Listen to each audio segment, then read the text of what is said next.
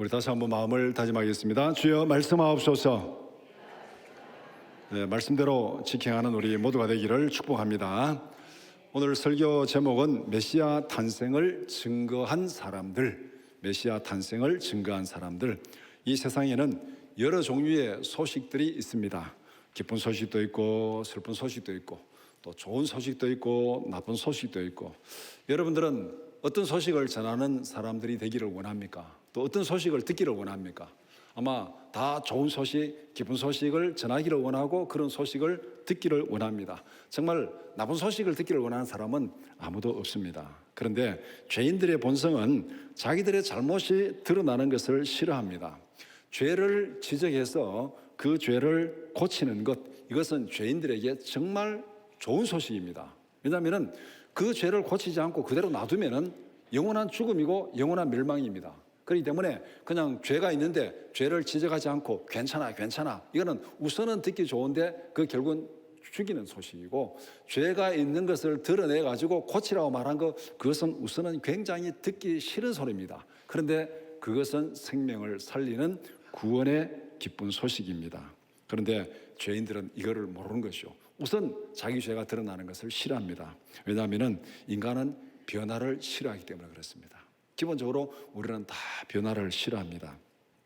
사람들은 자기가 익숙한 것들에 대해서 편안함을 느낍니다. 뭔가 새로운 곳에, 낯선 곳에 가면은 불편하고 신경이 쓰이고 좀 스트레스가 쌓이는 그것이 우리의 모습입니다. 그래서 인간은 변화를 싫어하고 자기 잘못을 고치는 것을 싫어합니다. 그런데 분명한 것은 자기 잘못을 고치지 않으면은 그것은 죽음이요 멸망입니다. 힘들어도 싫어도 고칠 것은 분명히 고쳐야 된다. 그것이 바로 성경이 우리에게 선포하는 말씀입니다. 우리 이대로 가면은, 타락한 사람들이 이대로 가면은 죽는다. 영원한 멸망이다. 그렇기 때문에 이것을 고치기 위해서 하나님께서 독생자를 이 땅에 보내신 것입니다. 예수님이 이 땅에 오신 이유는 간단합니다. 우리의 치명적인 잘못을 고쳐서 우리를 구원하기 위해서 이 땅에 오신 것입니다. 그러니까 구원하기 위해서 이 땅에 오셨는데, 이게 구원의 기쁜 소식인데, 잘못을 지적하고 고치라고 하니까 세상 사람들이 그것을 싫어하는 거예요. 메시아가 왔는데 왜 메시아를 배척하고 메시아를 거역하고 싫어하느냐 하면은 죄가 있다고 죄를 고치고 죄를 지적하니까 그것을 싫어하는 겁니다. 그런데 그 죄를 회개하고 고치면은 영원한 생명, 영원한 영광이 주어지는 이 구원의 기쁜 소식, 이것을 사람들이 제대로 알지 못합니다. 오늘 마태복음 2장 1절에서 12절을 함께 읽었습니다. 이 말씀을 두 부분으로 나누어서 함께 살펴보고자 합니다. 첫 번째는 예루살렘에 선포된 소식입니다. 1절에서 3절.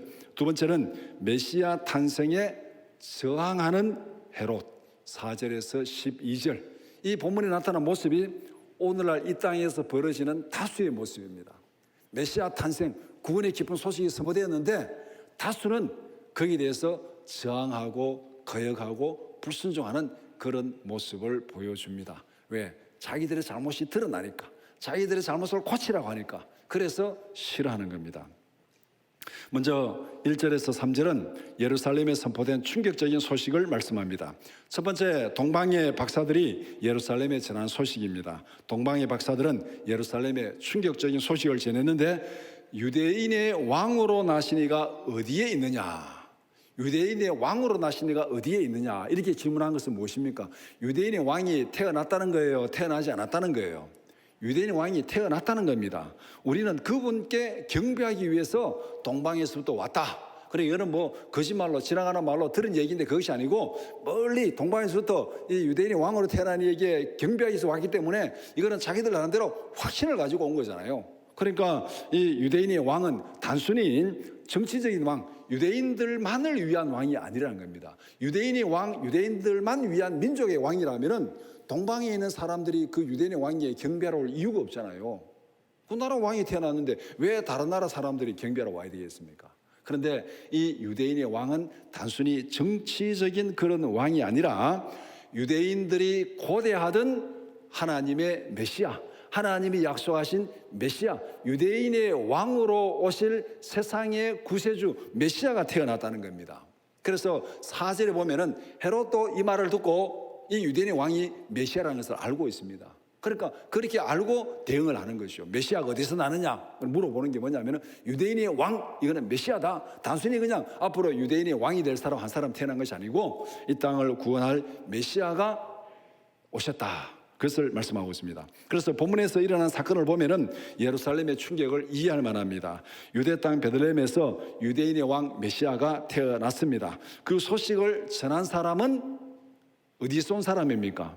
멀리 동방에서 온 박사들이었습니다. 여기서 중요한 것은 메시아 탄생 소식이 밖에서부터 들려왔다는 겁니다. 예루살렘에서 누가 그것을 알고 전한 것이 아니고 그 탄생을 보고 전한 것이 아니고 밖에서부터 들려온 거예요. 예루살렘은 아무것도 모르고 있었는데 바벨론에서 소식이 들려왔습니다. 바벨론에서 예루살렘까지는 거리상 대략 한 1500km 정도 됩니다. 이 1500km를 옛날에 걸어서 이렇게 여행을 하려고 그러면은 여러 달 걸리는 그런 계절입니다. 그 거리입니다. 그래서 이 바벨론 폴에서 돌아올 때 그 역사들을 보면은 느헤미야나 이런 역사들을 보면은 그들이 돌아오는데 한 3개월 정도 걸렸습니다. 3개월 정도. 그 먼 거리에 이렇게 지금 이 유대인의 왕으로 나신 메시아를 경배하기 위해서 왔습니다. 이 사람들이 그 먼 길을 왜 왔습니까? 자기들이 준비하고 연구하고 바라본 것이 확실하기 때문에 온 것이요. 확실하고 이 메시아에게는 경배할 가치가 있기 때문에 온 거예요. 그리고 그 메시아에게 자기들이 준비할 수 있는 최고의 선물을 준비해 가지고 그렇게 온 겁니다. 그러니까 확신을 가지고 수고하고 희생하고 결단해서 메시아에게 경배하기 위해서 예루살렘은 아무도 몰랐는데 바벨론의 박사들이 메시아를 경배하기 위해서 그 먼 거리에 그 귀한 예물을 가지고 그렇게 힘들게 고생하면서 여기까지 왔다는 겁니다. 우리가 성탄절 되면은 제일 많이 등장하는 게 뭡니까? 동방박사 이렇게 막 그림 그려놓고 막 이렇게 연극할 때 동방박사 등장하고 그렇잖아요. 그러면은 이 동방박사가 우리에게 던지는 질문이 뭐겠습니까? 오늘 이 본문에서 우리가 그걸 알아야 돼요. 동방박사가 우리에게 던지는 질문은 우리는 메시아께 경배하기 위해서 우리는 하나님께 예배하는 일에 얼마나 열정을 가지고 수고하고 헌신하느냐. 오늘 우리가 하나님 앞에 예배하는 일이 우리의 삶에 얼마만큼 중요한 비중을 차지하고 있습니까? 많은 경우에 예배는 내가 다 할 일 하고 시간 남으면 예배 드리고 주일날 뭐 바쁜 일 있으면 예배 안 드리고 오늘 바빠서 뭐 다른 일이 있어 빠지고 그렇게 하는 것이 예배가 아니에요. 예배는 우리의 삶의 중심이 되어야 됩니다. 우리가 열정기도 시키면 할 때마다 그 기도 드리잖아요. 예배가 내 삶의 중심이 되게 해달라고. 모든 일정을 잡을 때 예배가 먼저 딱 정해지고 그 다음에 다른 게 정해져야 돼요. 다른 거 정해놓고 시간 나면 예배 드리고 시간 없으면 예배 안 드리고 그거는 하나님을 예배하는 자가 아니에요. 그거는 하나님에 대한 예배가 아니죠. 그거는 내 편한 대로 그냥 내 편한 대로 하는 거잖아요. 예배는 하나님께 예배하는 것이 내 삶의 중심이 되어야 된다는 거. 오늘 동방박사가 우리에게 던지는 질문이 바로 이것입니다. 예루살렘에 있는 사람들은 아무도 거기에 대해서 관심이 없는데 이들은 그 먼 거리에서 하나님을 예배하기 위해서 메시아를 예배하기 위해서 그 예물을 드려야 하면서 수고하고 헌신하고 그렇게 멀리 와서 메시아를 경배했습니다. 우리에게는 복음에 대한 예배에 대한 이런 열정이 있는가? 생명을 살리는 일에 이런 열정을 가지고 있는가? 복음에 대한 진리에 대한 이런 열정이 있는가? 오늘 이 말씀을 통해서 오늘 이 말씀이 우리에게 던지는 첫 번째 질문은 이것입니다. 우리에게는 예배에 대한 어떤 열정이 있는가? 두 번째는 메시아 탄생 소식은 예루살렘에 큰 소동을 불러일으켰습니다. 메시아 탄생은 두 방향에서 예루살렘에 큰 충격을 주었습니다. 첫 번째는 정치적인 면에서 헤롯 왕에게 큰 충격을 주었습니다. 헤롯은 로마 원로원에 의해서 유대인의 왕으로 임명된 사람입니다. 지금 유대 지역은 로마 식민지입니다. 로마 식민지의 이제 식민지를 다스리는 방법이 지금 왕을 임명해가지고 지금 자치권을 줘가지고 이제 왕으로 다스리게 하고 로마는 뒤에서 이렇게 감독하는 총독을 보내가지고 감독하는 이런 정책을 취했습니다. 그래서 헤롯은 로마에 의해서 왕으로 유대인의 왕으로 임명된 사람. 그 다음에 두 번째는 혈통적으로 보면은 유대인이 아닌 에돔 족속에 속한 이두메 사람입니다. 그러니까 로마가 유대인의 왕을 임명할 때 유대인을 임명하면은 자기들끼리 결탁해가지고 반란을 일으킬 수 있잖아요.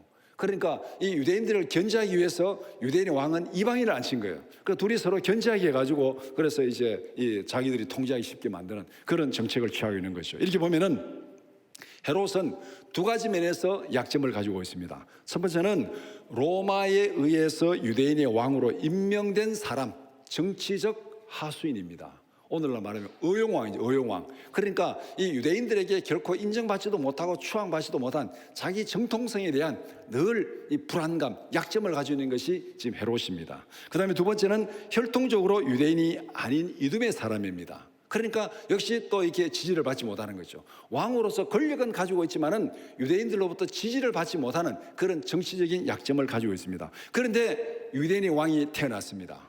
그럼 어떻게 되겠습니까? 그 아이가 왕이 되기 전에도 유대인의 왕이 태어났다는 걸 알면은, 유대인들이 다 알면은, 그다음 그 아이가 성장하고 있으면은 이미 유대인들의 관심은 다 그쪽으로 쏠려갈 거 아닙니까? 이거는 가짜 왕이고 우리 민족도 아니고 그냥 권력이 세워진 왕이고, 진짜 유대인의 왕은 이 아이다, 이 아이다. 아이가 드러나는 순간에 모든 백성들이 마음 그리로 다 갑니다. 그러니까 헤롯은 자기 왕권을 지키기 위해서는 어떻게 되겠습니까? 수단 방법을 불구하고 이 아이를 죽여 없애야 됩니다. 이것이 헤롯이 할 일인 거예요. 그러니까 헤롯에게는 유대인의 왕이 태어났다, 이 충격이 아닐 수 없습니다. 두 번째는 종교적으로 대제사장들을 비롯한 기득권층에 대한 충격입니다. 예루살렘은 유대의 정치, 경제, 종교의 기득권층들이 모인 중심지입니다. 로마의 권력과 결탁해가지고 자기들의 기득권을 유지하고 있습니다. 그래서 성전의 자치권을 부여받고 종교의 자치권을 부여받아가지고 자기들이 이렇게 다 하는 그런 어떤 기득권을 누리는 그 사람들, 대제사장들, 서기관들, 바리새인들, 그렇게 이 예루살렘에 모여 사는 사람들입니다. 그런데 이들에게 메시아 탄생 소식이 어떤 의미를 가져오냐면은 기득권층들에게는 새로운 질서에 대한 불안감으로 작용합니다. 로마와 결탁해가지고 자기들이 지금 기득권을 누리고 있는데 거기에 새로운 왕 메시아가 태어났다. 그럼 어떻게 되겠습니까? 모든 권력이 재편되는 거죠. 권력이 재편되면은 기득권을 가진 사람들에게는 이게 기쁜 소식입니까? 아니면은 나쁜 소식입니까? 나쁜 소식이에요. 우리가 신문을 보더라도 제가 보니까 대통령이 바뀌면은 대통령이 임명하는 직책이 우리나라에서 한 5천 개 정도 된답니다. 5천 개. 뭐가 그리 많은지는 모르겠는데 하여간 대통령이 바뀌면은 대통령이 임명하는 직책이 5천 개가 된대요. 그러면은 대통령이 바뀌면은 그 5천 명은 다 자리에서 나와야 되잖아요. 그러면 그 직책을 가지고 있는 사람들이 대통령이 바뀌기를 원하겠습니까? 그들이 있기를 원하겠습니까? 그들이 있기를 원하는 거죠. 바뀌면은 다 나와야 돼요. 바로 이것이 기득권층들이 가시는 불안입니다. 새로운 질서가 들어서면, 새로운 권력이 들어서면, 새로운 왕권이 들어서면 자기들이 누리던 모든 것이 다 사라질 수도 있습니다. 그러니까 지금 유대인의 왕으로 태어났다, 그 아이가 태어났다, 로마에 있는, 예루살렘에 있는 이 기득권층들에게는 이런 불안으로 나타나는 것입니다. 여기서 우리가 질문을 던질 것은, 예루살렘에 소동이 벌어졌는데 무엇을 위한 소동이냐? 무엇 때문에 소동이 벌어졌느냐? 이거를 우리가 분명히 봐야 됩니다. 충격의 핵심은 진리에 대한 관심이 아닙니다. 자기 안전에 대한 불안 때문에 충격을 받은 거예요. 하나님의 나라와 세상을 구원하려는 하나님의 뜻에 대해서 충격받은 거 아닙니다. 자기들이 누리고 있는 눈앞의 안전과 이익에 대한 불안 때문에 충격을 받은 거예요. 옛날이나 지금이나 이것이 타락한 세상에 변하지 않는 속성입니다. 문제는 자기 앞에 있는 기득권, 자기 안전, 여기에 관심이 있지 무슨 거창하게 진리, 거창하게 하나님의 뜻, 그거는 다 허울 좋은 거예요. 이제 이 선거철이 다가오잖아요. 선거철이 다가오니까 벌써 문자 보내고 내가 이 지역구에서 이렇게 했고 예비 후보입니다, 어쩌고 저쩌고 막 문자들이 많이 오더라고요. 그러면서 지역구를 위해서, 민족을 위해서, 나라를 위해서 어쩌고 저쩌고 한두 번 속았습니까? 다 거짓말이잖아요. 다 거짓말이에요. 다 허울 뿐이고 핵심은 뭡니까? 자기 밥그릇이잖아요. 자기 밥그릇, 자기 권력이잖아요. 그것을 위해서 그렇게 지금 예루살렘에 소동이 벌어진 게 바로 그것이에요.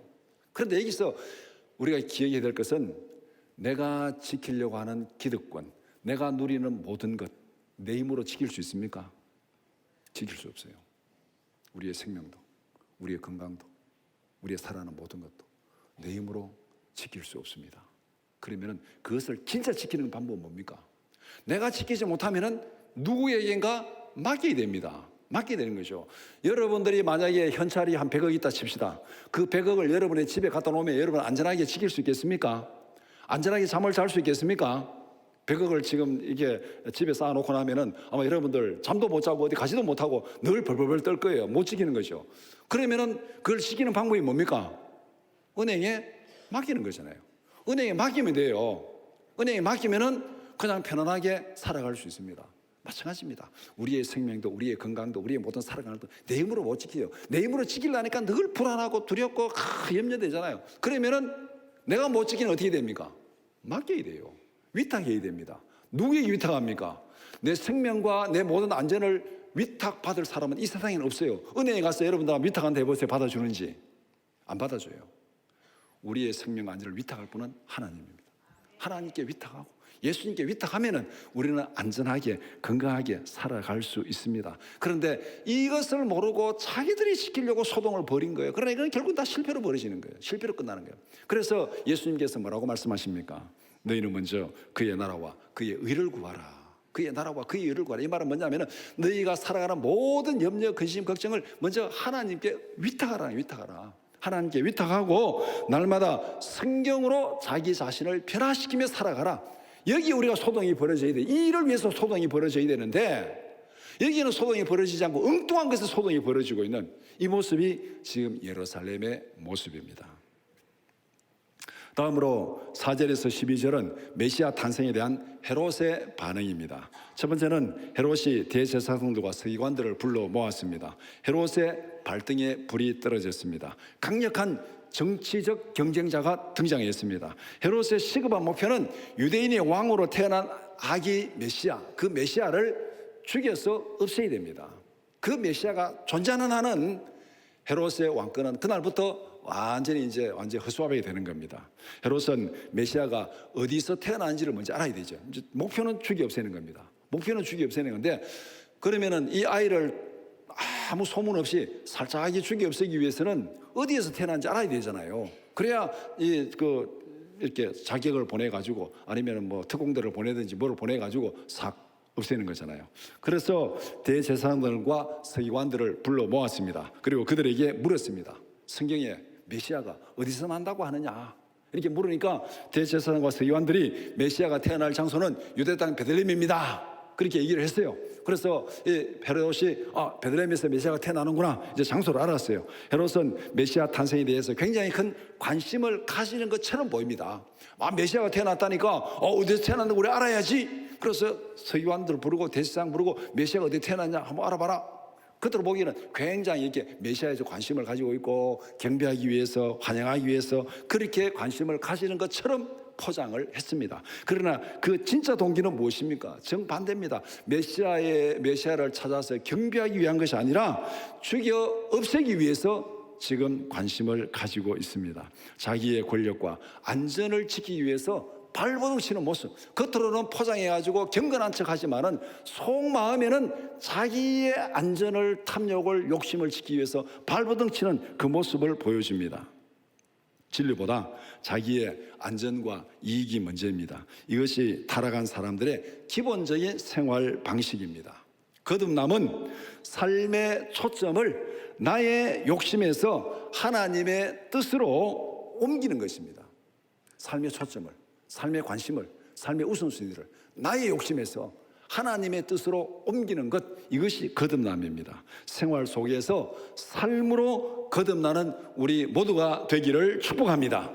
입으로만 거듭나는 것이 아니라 삶으로 거듭나는 것. 내 삶에서 모든 관심이 내 욕심이 아니라 하나님의 뜻에 먼저 관심을 가지는, 초점을 맞추는. 그래서 너희는 먼저 그의 나라와 그의 의를 구하라. 이렇게 살아갈 때 그 사람이 진짜 삶으로 거듭난 사람입니다.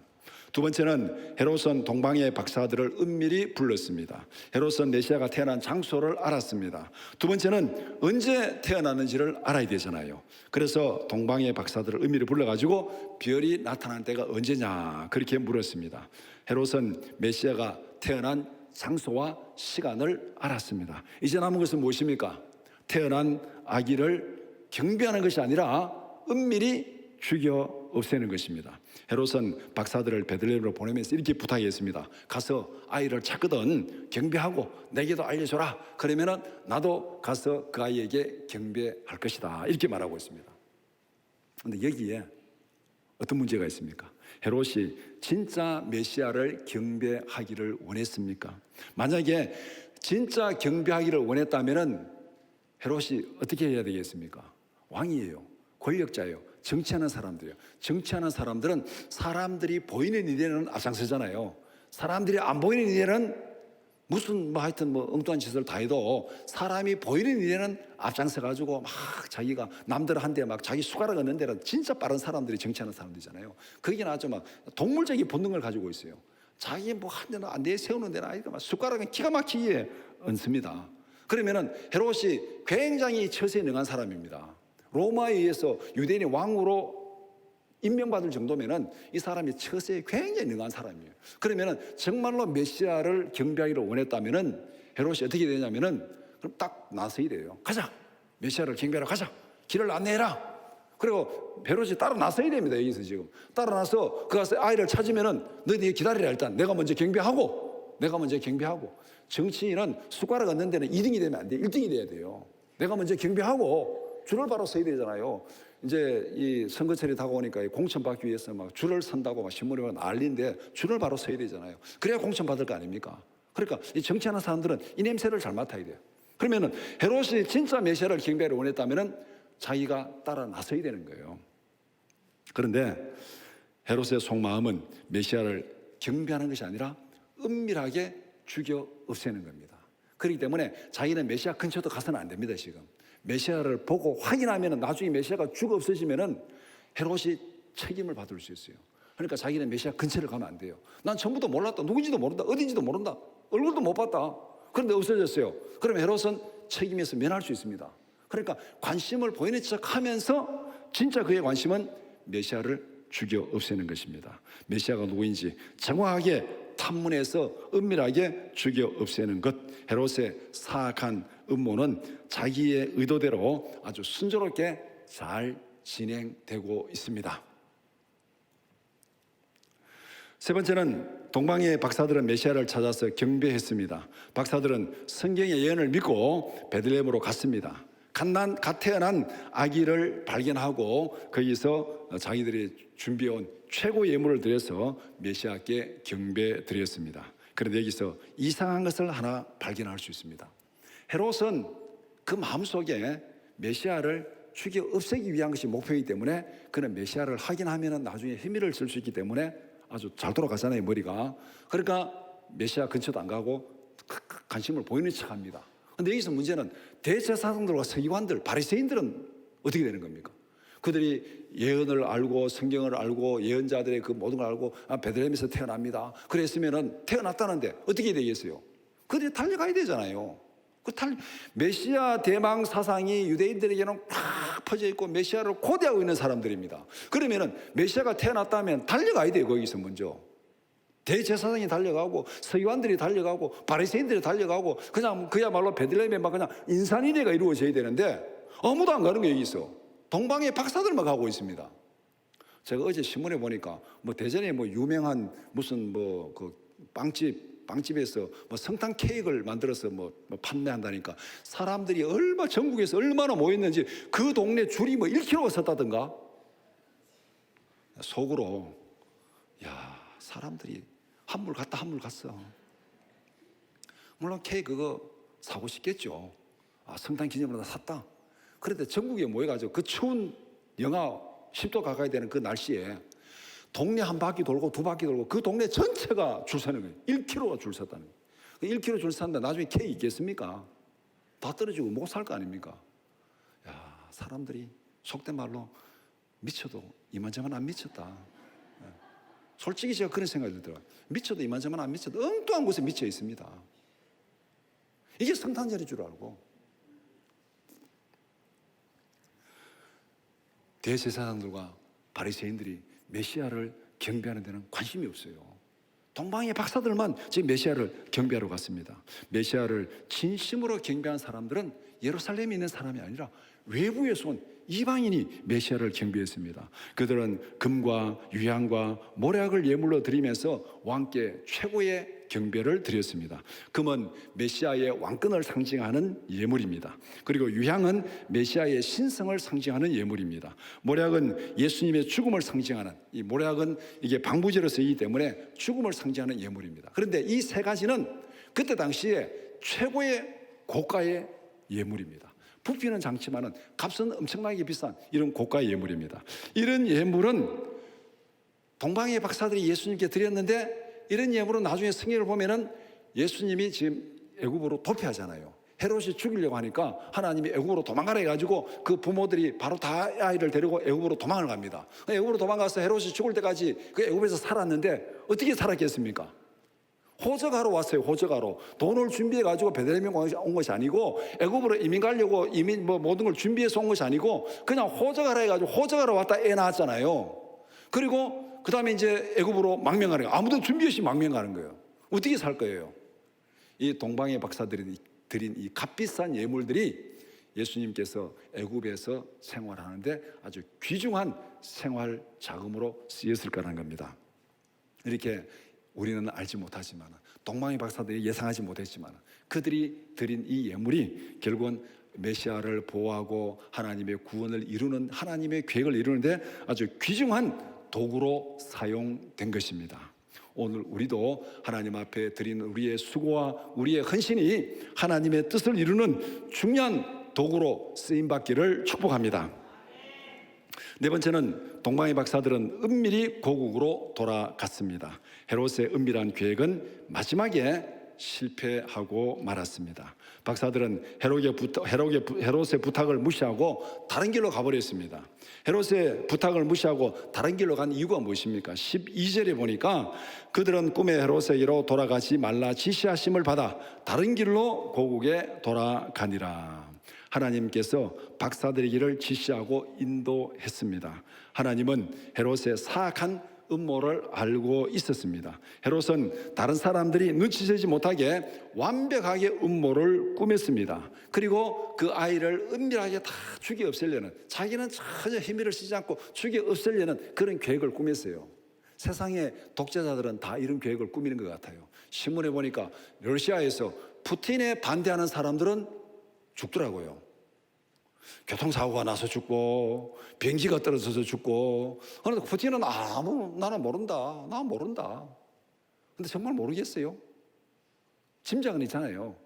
하여간 푸틴에 저항하는 사람은 다 죽어요. 교통사고도 나고 비행기도 떨어지고. 근데 나는 모른다. 헤롯이 바로 그런 음모를 꾸몄잖아요.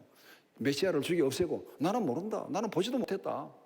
그런 음모를 꾸며서 정말 은밀하게 죽여 없애려는 계획을 세웠는데, 그런데 하나님께서 그의 모든 악한 계획을 다 알고 있었습니다.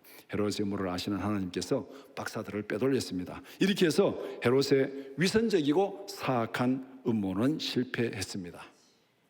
누가 권력자의 악한 계획을 무너지게 만들었습니까? 하나님께서 그렇게 했습니다. 에스더에서 보면은 누가 하만의 계획을 무너지게 만들었습니까? 하나님이 그렇게 하셨잖아요. 이것은 뒤집어 말하면은 하나님께서 지켜주셔야 됩니다. 우리의 안전을, 우리의 생명을 누가 지켜주셔야 됩니까? 하나님이 지켜주셔야 돼요. 하나님이 지켜주지 않으시면은 아무도 우리가 지킬 거 없어요. 우리의 생명도 우리의 건강도 아무도 책임질 수 없어요. 그렇기 때문에 하나님께 위탁해야 돼. 하나님께 맡게 된다는 거예요. 메시아는 적대적인 환경에서 태어났지만은 하나님이 지키시고 인도하십니다. 하나님의 약속은 하나님이 지키시고 하나님이 이루실 줄 믿습니다.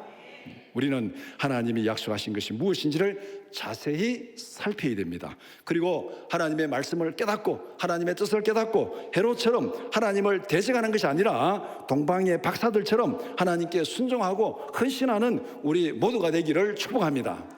하나님의 계획을 아는 것, 하나님의 뜻을 아는 것, 하나님의 계시를 관심을 가지는 것, 그것은 하나님 앞에 영광들로 경배하기 위해서. 오늘 본문에 보면은 서기관들과 대제사장들, 바리새인들도 하나님의 말씀은 알고 있었는데 메시아가 여기서 태어난다고 자기들은 남에게 가르쳐 주면서도 그들은 메시아를 경배하는 데는 아무런 관심이 없어요. 이게 심각한 문제잖아요. 깨달았는데 헤롯은 저항했고, 바리새인들과 서기관들은 깨달았는데 아무런 반응이 없고, 메시아가 탄생했다는 구원의 기쁜 소식이 세상에 선포되었습니다. 이 소식에 대한 사람들의 반응은 세 가지로 나타납니다. 첫 번째는 구원의 왕으로 오신 메시아를 적극적으로 영접하고 경배하는 사람들, 동방에서 온 박사들이 여기에 해당됩니다. 오늘 우리가 성탄절을 기뻐하고 찬양하고 하나님께 경배하는 사람이 바로 이 부류에 속하는 거예요. 우리가 예수 그리스도 오심을 기뻐하고 찬양하고 예배하는 사람들. 두 번째는 메시아의 오심을 두려워하고 적극적으로 대적하는 사람들, 권력자 헤롯이 대표적인 사람입니다. 자기의 권력을 지키기 위해서 하나님께 저항하고 대적하는 사람들, 오늘날 다수의 사람들이 여기에 속합니다.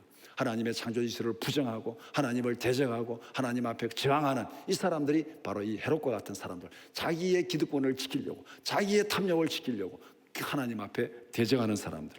세 번째는 메시아에 대해서 많이 알고는 있으나 행동하지 않는 사람들, 대제사장과 서기관들이 여기에 속합니다. 그들의 관심은 오직 자기들의 안전과 기득권을 지키는 데 관심이 있습니다. 성경은 알고 예언서는 알고 메시아에 대해서 알기는 알고 있습니다. 그런데 이들은 세상의 탐욕에 적당히 타협하면서 살아가는 사람들, 하나님에 대해서 알고는 있지만은 내가 편한 대로 적당하게 타협하며 살아가는 사람들, 그러니까 알고는 있지만은 베들레헴으로 가지는 않습니다. 이들이 지금 대제사장, 서기관, 바리새인들입니다.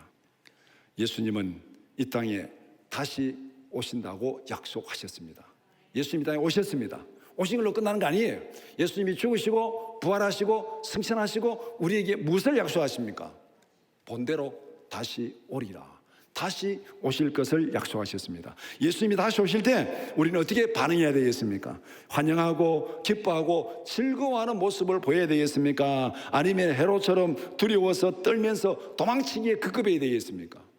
우리가 지금 고대하는 것은 예수님의 탄생이 아니라 예수님의 재림입니다. 재림. 우리가 준비해야 될 것은 예수님의 탄생이 아니라 예수님의 재림을 준비해야 돼요. 예수님, 다시 오실 예수님을 어떻게 영접할 것인지, 구약에서, 2000년 전에 이 유대 땅에서 이렇게 영접했다면 오늘 우리는 다시 오실 예수님을 어떻게 준비하고 영접해야 되는지 그것을 우리에게 말씀하고 있습니다. 지금부터 우리는 예수님의 재림을 착실히 준비해야 됩니다. 무슨 일이든지 준비가 없으면 실패할 수밖에 없습니다. 성경에 열처녀 비유를 통해서 보여주었잖아요. 기름을 준비한 5처녀, 기름을 준비하지 못한 5처녀. 신랑이 왔습니다. 5명은 실패했습니다. 준비 못하니까 실패한 거예요. 지금부터 예수님의 재림을 잘 준비해서 동방의 박사들처럼 예수님의 재림을 기쁨으로 감사하며 찬양하며 환영하는 우리 모두가 되기를 축복합니다.